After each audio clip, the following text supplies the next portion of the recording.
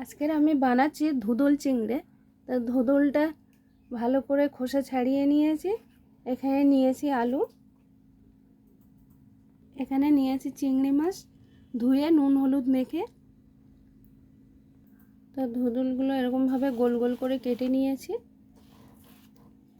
আর এখানে আলু কেটে নিয়েছি এরকম করে। তো আপনারা দেখতে থাকুন কিভাবে বানাচ্ছি। কড়াইতে সর্ষের তেলটা গরম হয়ে গেছে, এখানে দিয়ে দিচ্ছি সাদা জিরা, এখানে দিয়ে দিচ্ছি আলু,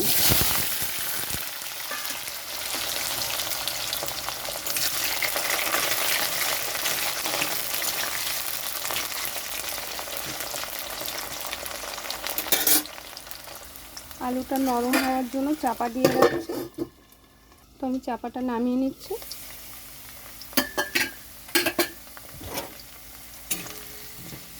এখানে আলুটা ভাজা ভাজা হয়ে গেছে।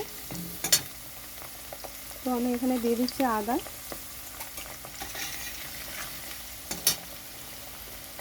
এখানে দিয়ে দিচ্ছি অল্প পরিমাণে নুন, এখানে দিয়ে দিচ্ছি হলুদ গুঁড়ো, দিয়ে দিচ্ছি কাশ্মীরি লঙ্কার গুঁড়ো, এখানে দিচ্ছি টমেটো আর কাঁচা লঙ্কা।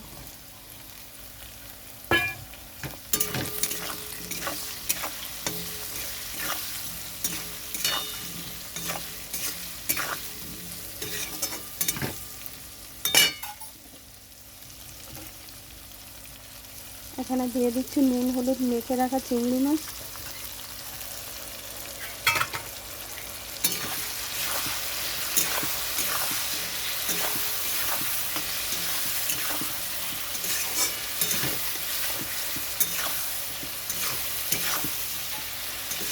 একটু ভালো করে কষিয়ে নিচ্ছি।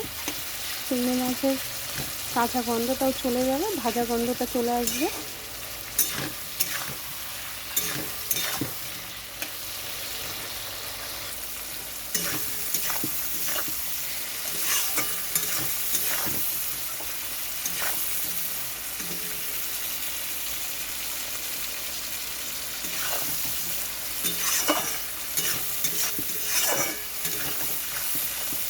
তো এখানে আমার আলুগুলো নরম হয়ে গেছে, মশলাটাও ভালোভাবে কষানো হয়ে গেছে, সব গন্ধ ছেড়েছে। তো এখন আমি দিয়ে দিচ্ছি ধুদুলগুলো।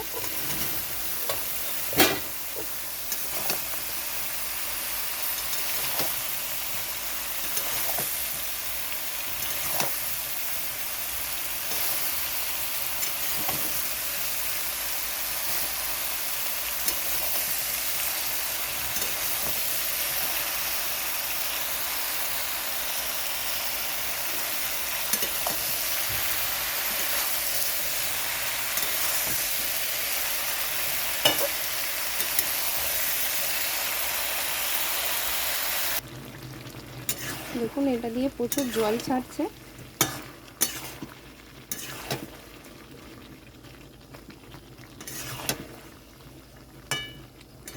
এটা তো প্রচুর জল জিনিস, তো এতে জল দিতে লাগে না।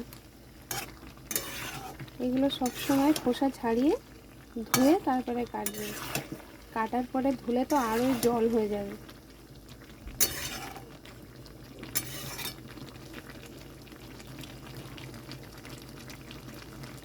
দেখুন এই জলটা শুকানো হয়ে যাবে।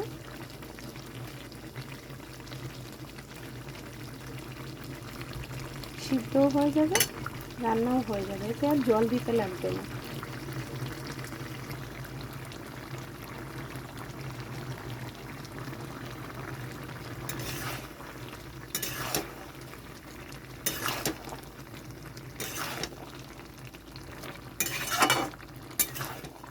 দেখতে কিন্তু ঝিঙের মতন, কিন্তু ঝিঙে নয়।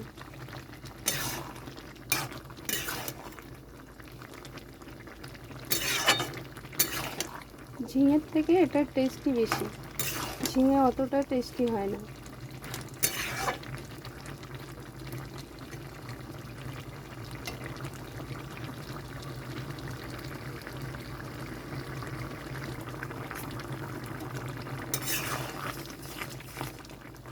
দেখুন কত জল জল বার হয়েছে। আপনারা ভাবছেন আমি এখানে জল দিয়েছি, এখানে কিন্তু জল দিইনি।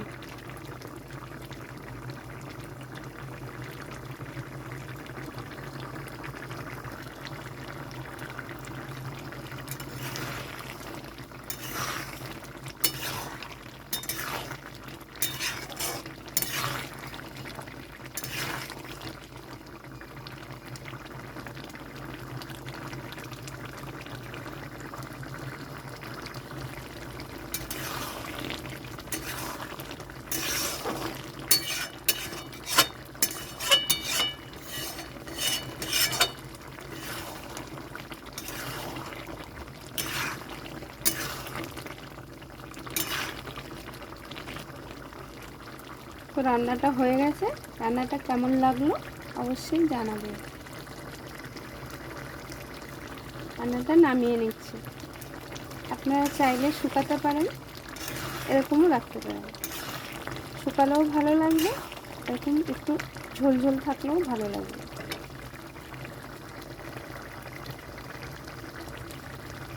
নামিয়ে নিয়েছি।